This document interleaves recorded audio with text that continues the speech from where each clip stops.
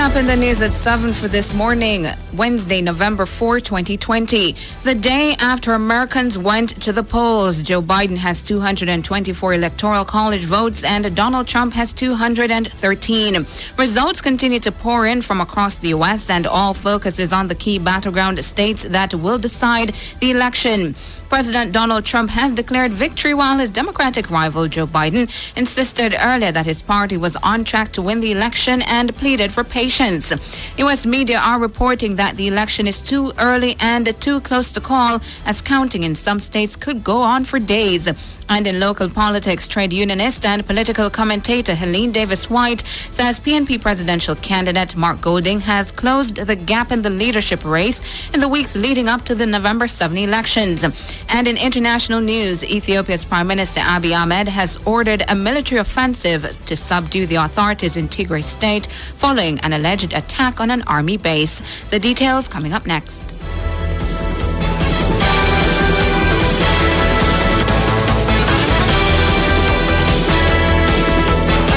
The details, I'm Tawna Thomas. Results are pouring in from across the U.S. and all focus is on the key battleground states that will decide the election.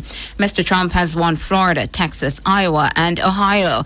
There's a tight race underway in Arizona, Pennsylvania, North Carolina, and Georgia. So far, Mr. Biden has 224 electoral college votes and Mr. Trump has 213. To win the presidency, 270 electoral college votes are needed. Stephen Simmons reports. Results in the U.S. elections are suggesting a tight race in the key battlegrounds of the Midwest and Rust Belt of Pennsylvania, Michigan, and Wisconsin. Donald Trump is so far projected to win 23 states, having outperformed pollsters' predictions. With millions of votes yet to be counted, President Trump asserted election fraud and pledged to mount a legal challenge to official state results. In remarks at the White House earlier Wednesday, Trump claimed that he'd won several states that are still counting ballots. We were getting ready for a big celebration. We were winning everything, and all of a sudden it was just called off. The results tonight have been phenomenal, and we are getting ready. I mean, literally, we were just all set to just celebrate something that was so beautiful, so good. This is a record. There's never been anything like it. To support our incredible movement, we won states that we weren't expected to win. Florida, we didn't win it. We won it by a lot. And this is a fraud on the American public. This is an embarrassment to our country. Frankly, we did win this election. His Democratic challenger Joe Biden insisted earlier that his party was on track to win the election and pleaded for patience. We feel good about where we are. We believe we're on track to win this election. We knew because of the unprecedented early vote and the mail-in vote that it was going to take a while. We're going to have to be patient until the hard work of tallying the votes is finished. And it ain't over till every vote is counted. Every ballot is counted. He could snatch Arizona, while projections have him securing a host of reliably Democratic states. Attention is now turning to the industrial Midwest, but final results may not come for Michigan and Wisconsin until later this morning. Pennsylvania may not be called until later in the week. With 89% of the expected votes in, Biden has over 1.5 million votes, or 49.3%, compared to Mr. Trump with 49%. Stevie Simmons for Nationwide News. In the meantime, U.S. media are reporting that the election is too early and too close to call. They say counting in some states could go on for days. More in this report from NBC's Tom Costello. This is a process that does take time. Let's just go through what we know about the individual states that are counting right now. We'll start with Pennsylvania.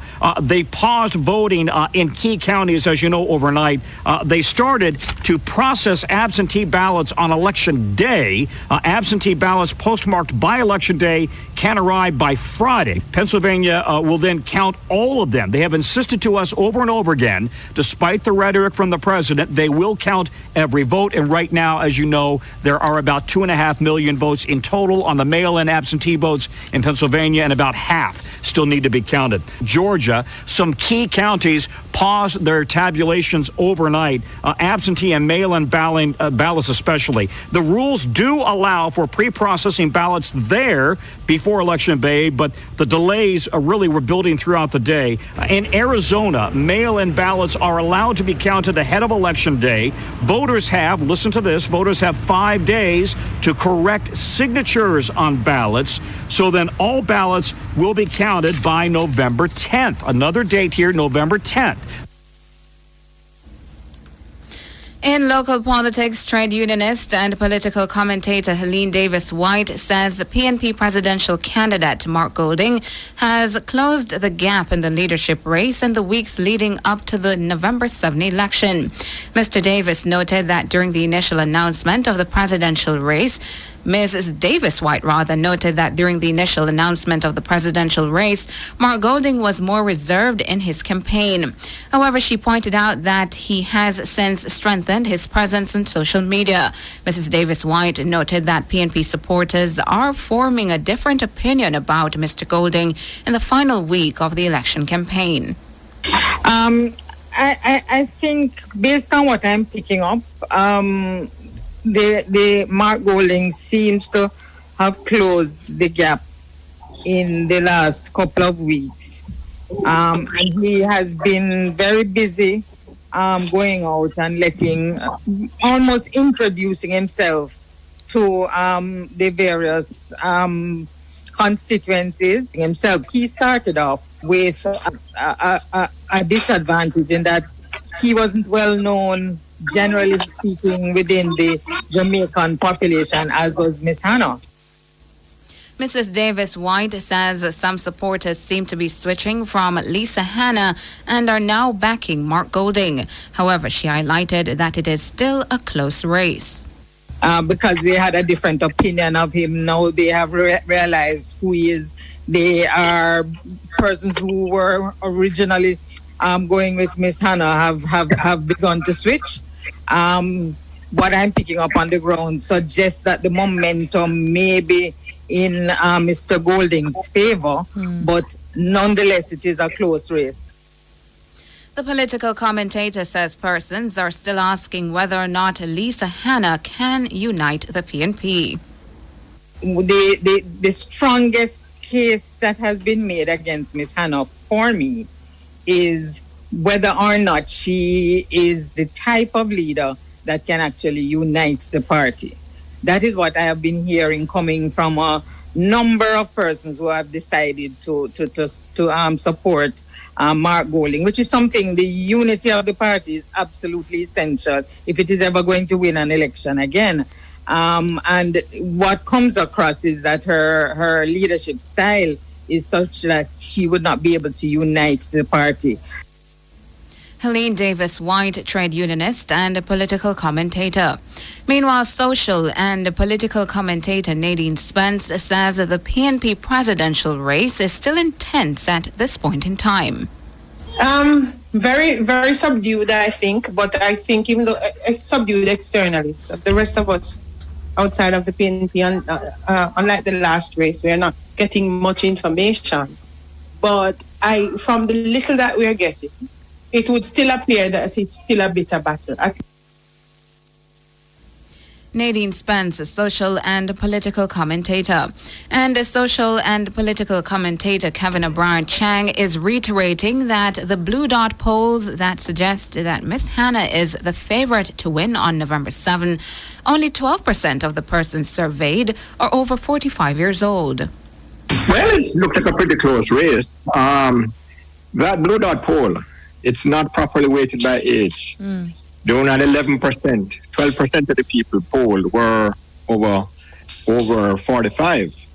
And I suspect the pollsters may be reweighting it. Often, they take polls and then they have to reweight it according to the age and this kind of demographics, Mm-hmm. And I wonder if that one was, if the results that came out were the final results of the pollsters weighting it. Kevin O'Brien Chang, social and political commentator.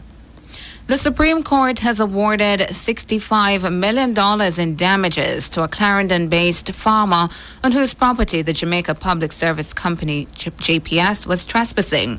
In the matter last heard on September 25, Rosemary Samuels is listed as the registered owner of land in Rhymesbury, Clarendon. She has also been awarded $1.5 million in damages, representing the market value of the area of the land on which the JPS's equipment was located. The case was first brought before the court back in April 2008 when Ms. Samuels filed a claim against JPS for damages relating to trespass to property. The judgment, a copy of which was obtained by Nationwide News, says in or around 1996, the JPS trespassed on Ms. Samuels' land by unlawfully erecting and maintaining its overhead power lines and poles across its perimeter. The court says after Ms. Samuels' acquisition of the land, she was deprived of the use and benefit of an area of the property for the purpose for which she purchased it, which was to rear chickens in modernized chicken houses. Ms. Samuels says she was given permission by Best Dressed Chicken to build 6 chicken houses. The farm explained that she only constructed 4 chicken habitats.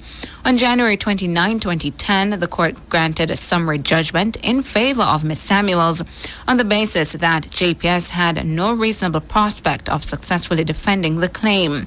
JPS appealed that decision, but the Light and Power Company's appeal was dismissed.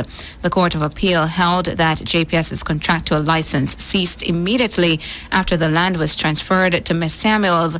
Therefore, the Light and Power Company became a trespasser when it entered the property.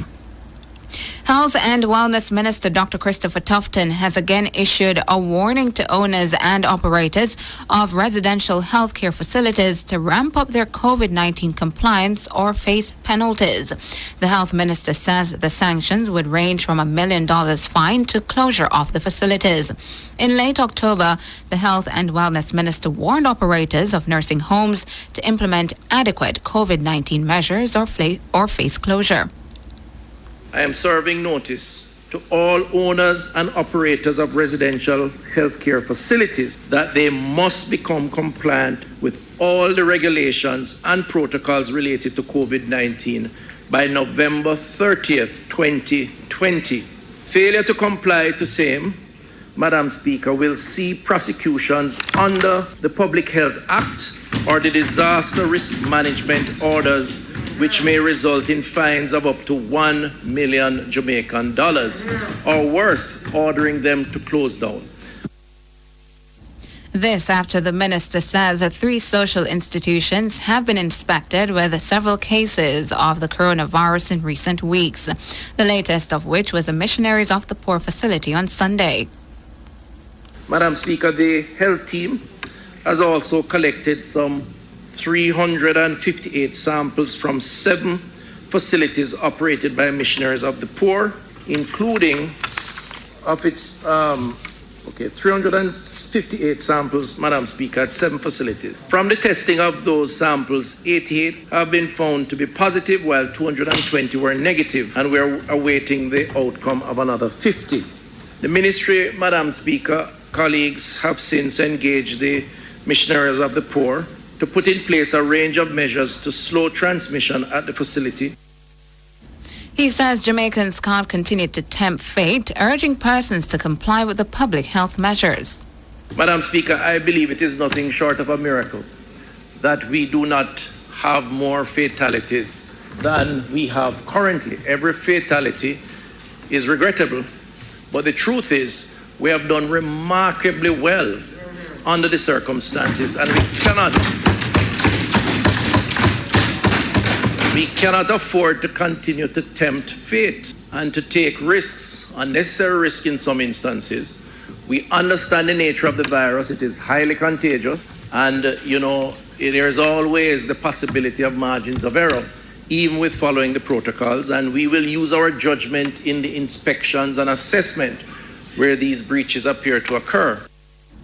Dr. Christopher Tufton, Health Minister. And in international news, Ethiopia's Prime Minister Abiy Ahmed has ordered a military offensive to subdue the authorities in Tigray State following an alleged attack on an army base. Mr. Abiy accused the region's ruling party, the Tigray People's Liberation Front, of launching the attack. He said the attack resulted in martyrs, injuries and property damage. The cabinet has declared a state of emergency in the region for 6 months. And that's it for the news at 7. I'm Tana Thomas.